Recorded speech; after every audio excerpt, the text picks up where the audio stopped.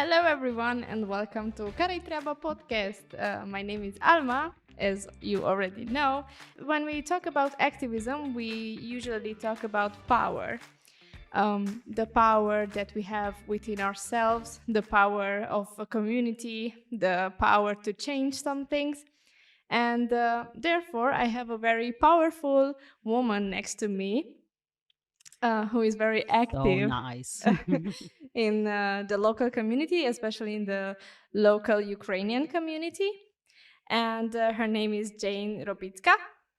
Did I pronounce it okay? Rozbitska. Rozbitska, sorry, Jane Rozbitska. It's okay. And as far as I know, you found a safe space in Timișoara in March 2022. And since then, you were restless and making activities and projects and initiatives to help and encourage the local Ukrainian community. And you were doing things such as the mural, Stand with Stand with Ukraine. Ukraine mural, the flash mob with they dance alone, community cookings, workshops, living libraries. And you also work with several NGOs as well, with FITS, LOGS, Prin Banat, and Intersect. And also you have your own association, Faina UA Association. And can you tell us more about your journey, what you're doing here exactly? Everything that you told, it's right. Hi, everybody. Let's talk about interesting journey of being in Timișoara for almost 2 years. Soon will be in March. Yeah, so we still have several months. And frankly saying, the feeling is that it's like separate life. Yeah, that we are here, and that from the moment when we arrived to Timișoara in March, in the middle of March in 2022, it's not 2 years. It's some kind of a 10 years that passed from that moment. Let's start from the beginning. How was it in March? Yeah, of course, when the big invasion started, and I think that if you will ask each of Ukrainian to tell about the war, the first words will be nobody expected. So, of course, it was information about a lot of soldiers that are all over the border and other things, but in general, nobody expected. We were living on the beginning of the war. We were living in Odessa, and originally I'm from Kiev. Odessa is a city near the sea, and I had at that moment our son was 1 and 10 months. So living just with the best in the world sea view in the new building and with the small kid. So we were quite wise, I would say, to with my husband to speak about this possibility of starting the war. And we made a decision for ourselves that if something started, we are leaving. And the question is that Odessa is very close to the border, and because of this, like, we had decision. We didn't pack anything. We didn't prepare. We just had some kind of list of things that we will take with us if it will start, and took some important documents to be with us. Yeah. So it was a very quick decision when everything started at 6 o'clock in the morning. Yeah, we just packed everything, and in 2 hours we were driving. And we settled for 2 weeks in Cluj. And then after that we moved to Timișoara. And what was very interesting that when after 2 weeks in Cluj, because it was like a first settle point, everybody were shocked at that moment. It was like very quick and strange decisions, tones of messages between friends, who is where, what is going on. Very difficult first 2 weeks when you don't understand anything. Yeah, when you had a feeling that it's crazy, it can be reality, it will be finished very soon or something like that. So Cluj was like a point where we just stayed to be some period of time to understand something. But then, of course, we understood that it's time to find something more long term. And what was magic at that time, that all the ways were sending us to Timișoara. Like, we found a friend of friend of friend of my husband who wrote us and told that he's in Timișoara. We are saying that he's our Timișoara angel, yeah, because he told us that if you want, I can do everything for you in Timișoara. We will find apartment. We will help with everything. At the same time, when we start searching in the Facebook, all the groups and Facebook channels everywhere were advised to go to Timișoara, because in Timișoara at that time already was very nice organized support center. And I think that in Timișoara in this case acted amazingly, because it was a great decision to unite DAS, Department of Social Assistance of municipality, together with Logs as an organization that historically work with refugees, together with a huge volunteering system that connected all the city at that moment around the question of Ukrainian big invasion. And what they made amazingly, they accumulated the local people that want to give their apartments for free, and they made a database of these local people. They checked each apartment, and it was very nice that in one place you can very easy find accommodation that will fit to your exact family. For example, a family of my friends, Eugene, he's now working in Ukrkids Hub. They were coming here with 4 adults, two kids, four cats, one dog, and they managed to find this family place where to live. So it was like a point of where all was connected, you know. And why I'm putting this accent, because this was the point where we also, people from Ukraine who wanted to, because it was crazy to just sit at home. You know, there is, from my point of view, there is two different reactions on the crisis among people. Some part of them are shocked and they are doing nothing for a long period of time. Yeah. But after this long period of time, it could be even 1 year, they start to do. Yeah? So they need this time for themselves when they are shocked. To Yeah? settle down a little bit. Yes, And to overcome. Another type of people, they are reacting on the crisis situation very quickly, but the thing is that after this year and a half, they are like, you know, like, they're tired. Yeah. energy less, you know, and it's good maybe because then they can change. You know? Yeah. So these first weeks in Timișoara, for me, I'm the person who reacts on the crisis Yeah. situation. For me, it's much more easy when you don't need to think about something long. You can just see the situation, see the problem, and react very quickly on Yeah. it. So in this moment, you're not asking your question, some kind of why I'm doing it, where is my place in the world. You're just doing, you know. It's also maybe a coping mechanism to get through the things. For sure, because it was not possible just to sit at home, you know, scroll the news and do nothing. My husband had work. I had 1 year and then 10 months as kid. So the first step was to come to support center and ask how can we help you helping us, you know. Yes. And I was not alone, of course. There was a group of Ukrainians with the same question, and they told us that please translate. Because unfortunately, not so big amount of Ukrainian people know English, especially more adult people. So we became like a team of people who, at first, we just translated. And when you already know the system, and at that time, everything changed every day. Like today, you have one information, tomorrow next information, and the city is the thing is that support center is situated near the Gara North, so it was a transit point for a huge amount of people, and each day was something new. Today we have accommodation in the dormitories, in the student dormitories. Tomorrow we have vouchers. In a day we have we need to go to immigration center, whatever. So every day. And when you know all this information and you know people, we start to be like a kind of a team of welcoming people who meet Ukrainians in the support center. And there were a lot of different stories, of course. I think that somewhere in the middle of April, there start to be stories of people who escaped from occupation, for example. Oh.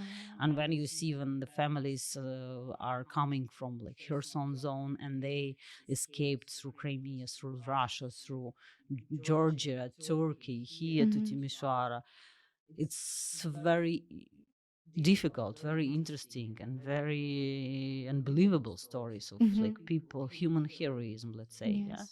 And that support center, and it was like this main point of being, I think, until beginning of May. And it was a point where we met, yeah, where we changed the stories, because it was very important for all of us at that moment. You understand that we lost all the background, like at all, you know. And it was very important to have this place where you can who can change, yeah, change the To connect. stories, share your story, receive some kind of a warmth from Ukrainians, from local people. So it became like a place of being, yeah, of sharing. They were just coming, we were just coming there just to Yes. stay, you know. And after that, it was a great idea when actually support center workers of support center, they faced the moment that you need to spread information Yes. every day, Sure. and there are already a lot of Ukrainians. So it was on the peak, it was 2,500 or something like that. Actually, it's not so much for Romania, and it's not so much in general, because we are not comparing it with Poland or with Germany, for example. Yeah. But anyway, you need to spread this fresh information. And I said that, come on, guys, we are saying we are using Telegram groups for everything. It's very typical and common for Ukrainians to use Telegram group to inform groups of people. Let's do it. You know, Yeah, why not? why not? Use Yeah. already the resources Yes, that you already have. yes, Yes. yes. And I know that for Romania it's not so typical to use Telegram. You're Yes, usually it was using something new for WhatsApp. us at that And moment. WhatsApp, it's more difficult for group communication. Yes, yes. That's how actually Telegram group Ukrainians in Timișoara appeared. And because of the fact that I included there also some local people who were already volunteering in the support center, and at the same time, for example, they are from Moldova. Those who were already in contact with us, but they are local and they understand Russian language, they can answer the questions. Yes. So it became like very organic place where you can spread any information, receive any feedback, and it's actually connected Ukrainian, it united Ukrainian community around together, and it connected Ukrainians to any authorization company, NGO, municipality that wants to do something for Ukrainians or with Ukrainians, whatever. So, how was your interaction with the local authorities, with the local communities? How was the experience? Was it easy to connect with them? Was it easy to make your voices heard? Did they Yeah. listen? Did they act? Yeah, it was actually the next step. Yeah, because I think that somewhere in May things changed. Already it was the feeling that 1 year passed. Yeah. Yes. Things changed, and like logs separated to their own space. And so if before it was like a very one unique organism, yeah, it started to be separate and in different places. Multiple little At ones. that moment, already in FITT, there was organized Ukrainian team that worked together on this project, Ukr Timish, and then Ukr Kids Hub. There was already catalogs that was preparing to making things how they are today, like organizing of series of activities for Ukrainian people on their casa.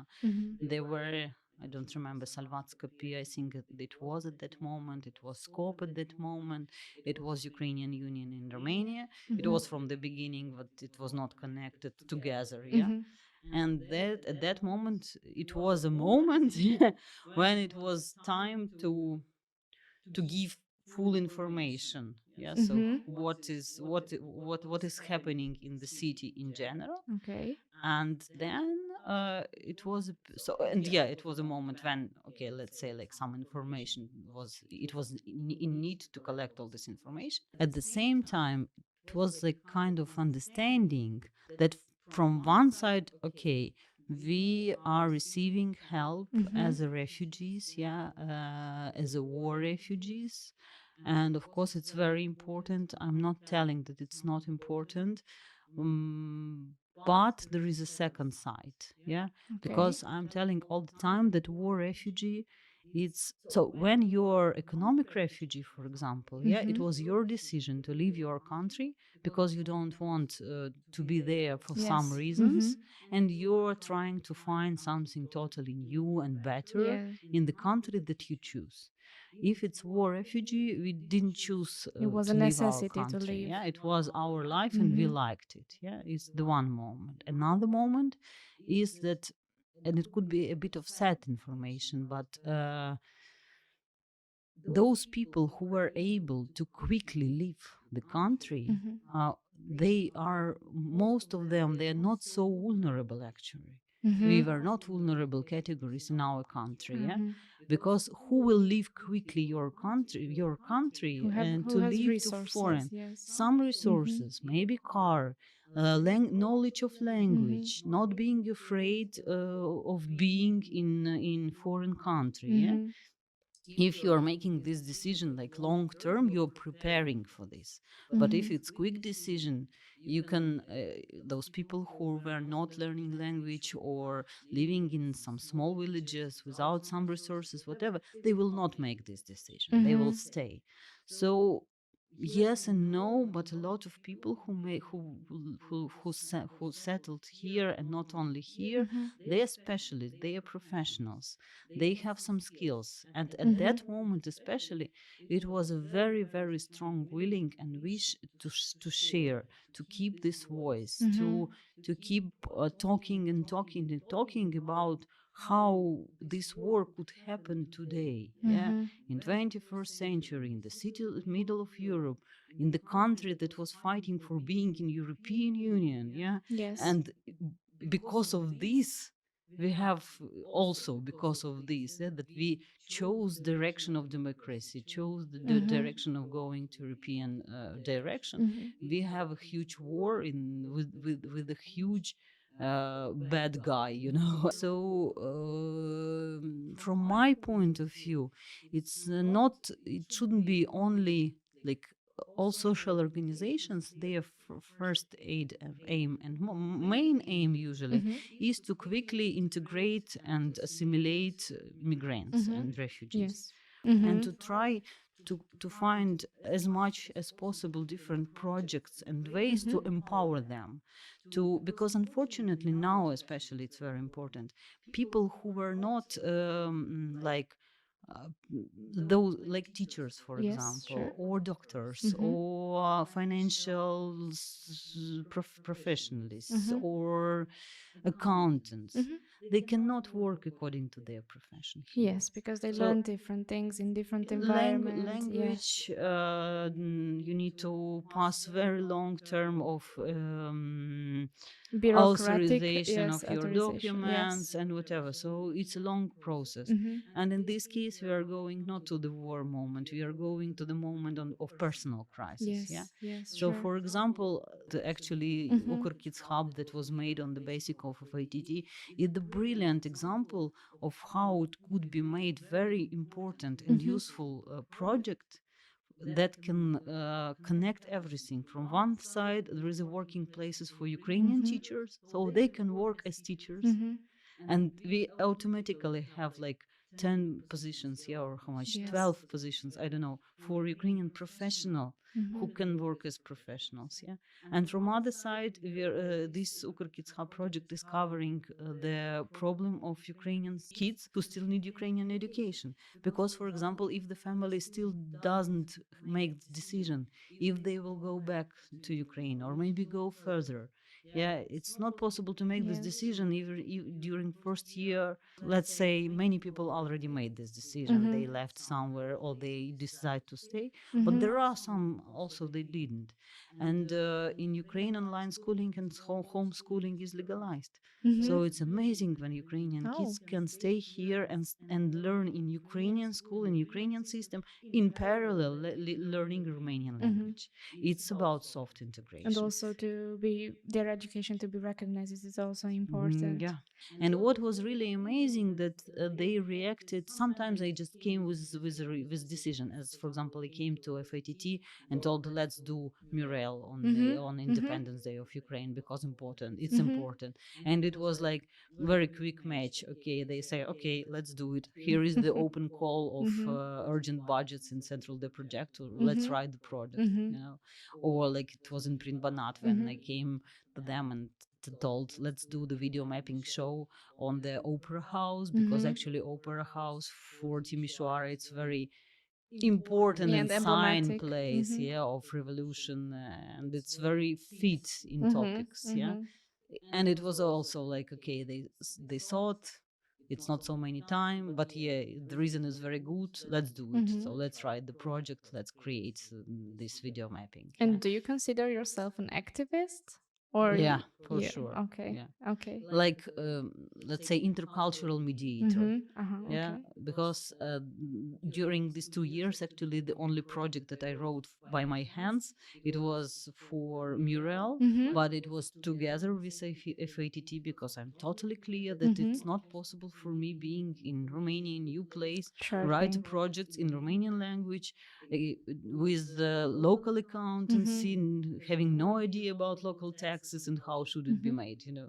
So it's not possible. It's possible only in these partnership Mhm. collaborations. Yeah. With Michaela Vitan, we made the open social shop Mhm. for Ukrainian community, and it was also more, especially at the beginning, it was a reaction on the situation, because at that moment, in many places, there were a lot of humanitarian aid that people brought. Mhm. Like in Ukrainian Union in Romania, there were a lot of things, stuff in the support center, but there were no place and no system how to spread it. Mhm. And actually that came to the idea that it would be very good to receive some place Mhm. and to develop some kind of a system where we can make it possible to be Mhm. systematic, yeah, and available for people. Yes. That's how social shop appeared, and what was very good at in social shop, and this is the mindset of Michaela, and she's another angel of Ukrainian community.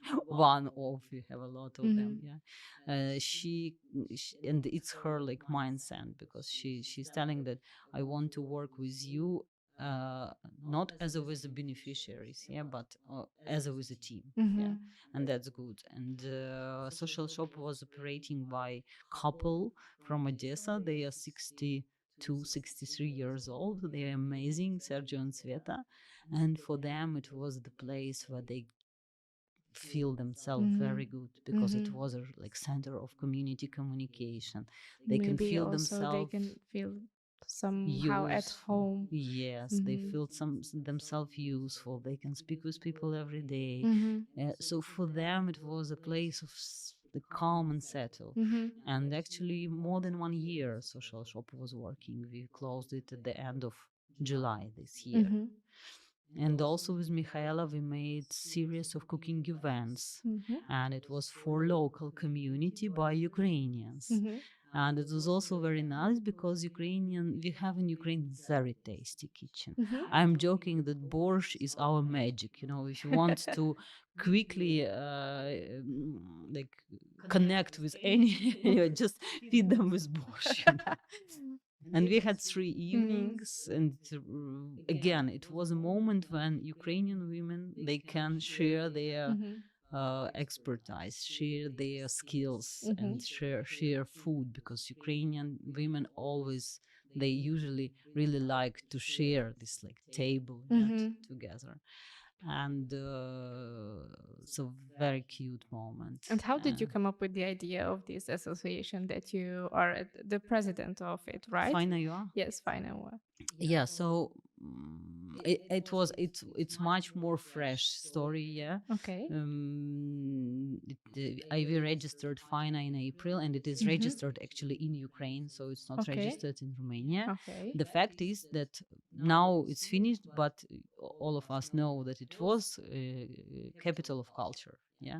Yes. And I think that we were very, very lucky to be in Timișoara before this year and during this year, because it was also like a match. We can be very clear about it. That from one side, we have a lot of cultural operators that are doing projects. From other side, there is a war in Ukraine, and it's huge importance to spread this information. And there is like a social priority on it. And there were rather many organizations with whom we start working. As I told, like Printvanat, it's another story. I will tell you also. I can't not to tell it. And there was a moment when I had a lot of organizations who wanted to sign the partnership contract for the next year projects. And all of them were telling it would be very good if you will be some kind, self-organized, yeah. Okay. And so making Fine You Are, it was more as a response of what was made before. Because we registered Fine You Are during this year. We made a lot of projects in those collaborations where we can say that it's Fina, and it's Fine You Are as an association that presents Ukrainian culture in Timișoara, yeah, and making Ukrainian community and Ukrainian culture visible on the Timișoara, and making Ukrainians here in active role as much as possible, and supporting Ukrainian artists that we are bringing from Ukraine.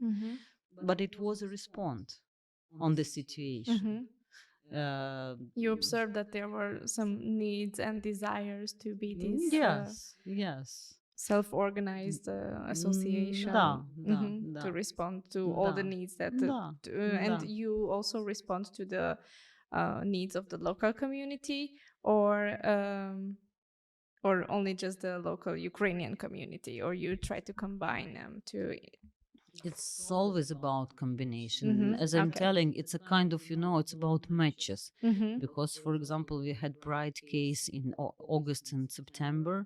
I had one of the dreams. I wanted to bring some nice Ukrainian music artist here to Timișoara. And it would be very good to bring it on Independence Day of Ukraine, that is on 24th of August. And with this idea, once we had a coffee with Flight Festival with Anna Jakob, and we were discussing something not related to this. And I told her it would be very nice to bring artists. And she told me, okay, but soon there will be open call over borders. And in this open call, it's mandatory to have international artists. So that's also... Why not to this artist to be from Ukraine, Especially, again, we don't forget that we still have this priority among social priority.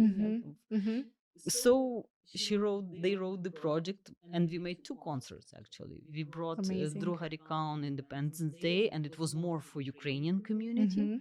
And then in the middle of September, we brought Jamala. She is a top artist. She won Eurovision in 2016. And it was the concert in Town on this parking spot, and all the time those concerts were with 2 artists. It was also always Romanian and Ukrainian. So not keeping, one of ideas is not to keep Ukrainian community inside and separated itself and separated.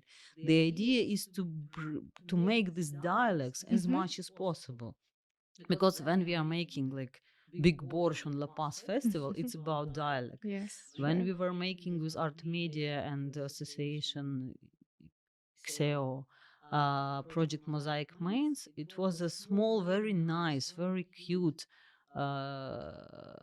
thematic, creative summer camp for kids here in Timișoara. Mhm. We had a series of different cultural activities like dancing, theater, painting, and it was about mixing the groups. Romanians with Ukrainians, couples of facilitators. So, not like Romanian facilitator and translator or Ukrainian facilitator and translator, but couples of facilitators.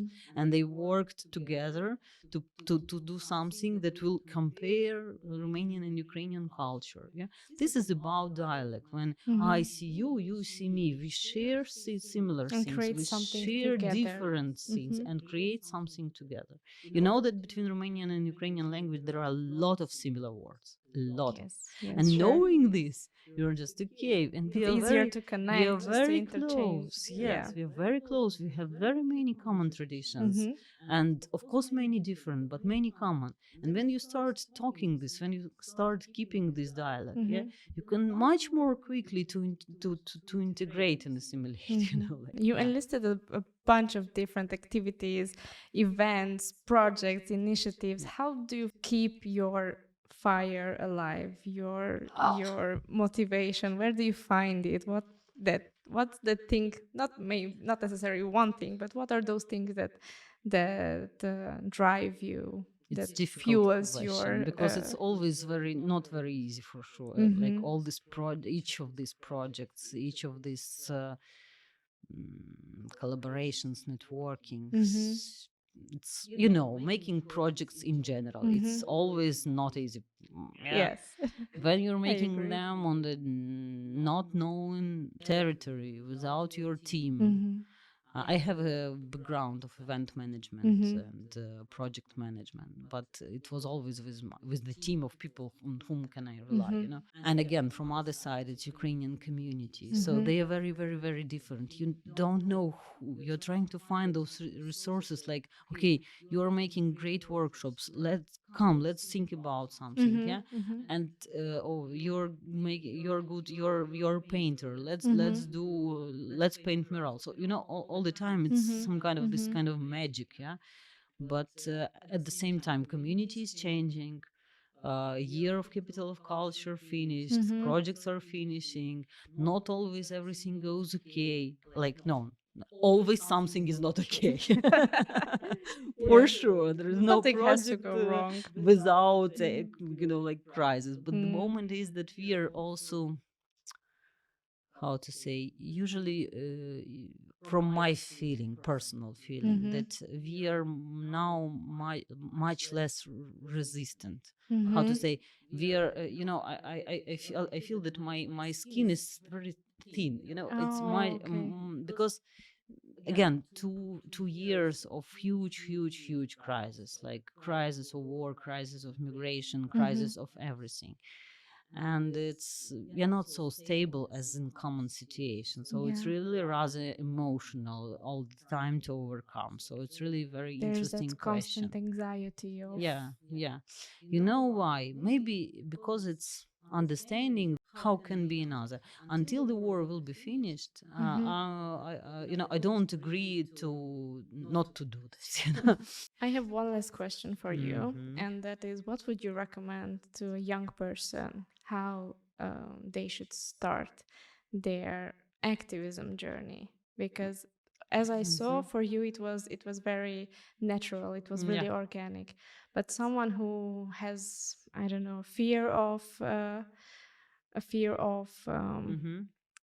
starting new things, what would you recommend for To them? find the pain point, Okay. because if you see a really strong motivating pain point, Mm-hmm. when you, how to say, you just want to change it. Mm-hmm. That's it.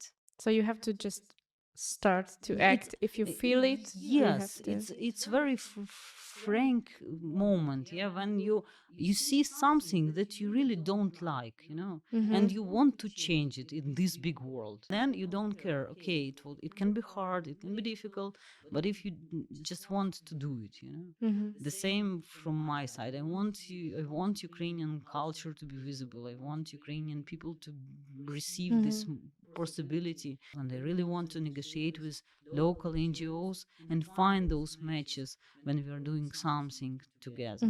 I didn't tell you about Print Banat. It was amazing story about making documentary. Maybe next time we will talk about. Thank you for being here Thank and you. sharing all these very powerful stories that you are active and you want to stay active and you still find somehow motivation to do your best. Thank you for hearing and seeing and interest. I Because hope it's very you- important. FITT made amazing work Thank you. for Ukrainian community during these 2 years. Really, We try to also keep it alive. yeah, Yes. it's true. And thank you for listening to us, to hearing our stories together, and see you next time. Bye. Bye.